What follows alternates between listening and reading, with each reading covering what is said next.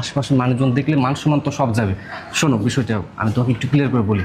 মানে তুমি বলছিলে না যে বাবাকে বের করে দিতে, আমি যদি বাবাকে বের করে দিতাম তাহলে তো আশপাশের মানুষ, আমার পাড়া প্রতিবেশী, তারপরে যে মানে আত্মীয় স্বজন যারা আছে না, তারা তো মানে আমার দিকে আঙ্গুল তুলতো, বলতো ছেলে হয়ে বাবাকে বের করে দিছে। তাছাড়া আমাদের বাসায় তো একটা মানে কাছের লোক লাগে, তাই না? একটা সিকিউরিটি গার্ড, যদি অন্য একটা সিকিউরিটি গার্ডকে আমরা রাখি, অনেক টাকা বেতন দিতে হতো। আর আজকালকার যুগে তো বেশি বেতন ছাড়া আজকালকার সিকিউরিটি গার্ডরা চাকরিও করতে চায় না।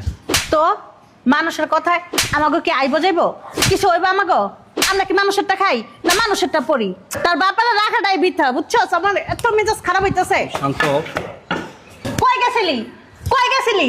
তুই কি জানোস না যে এই টাইমে আমি আসি? হ্যাঁ, গেট ছেড়ে কই যায়?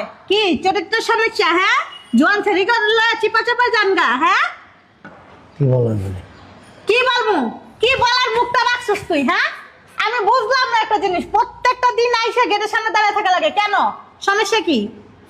কি সমস্যা?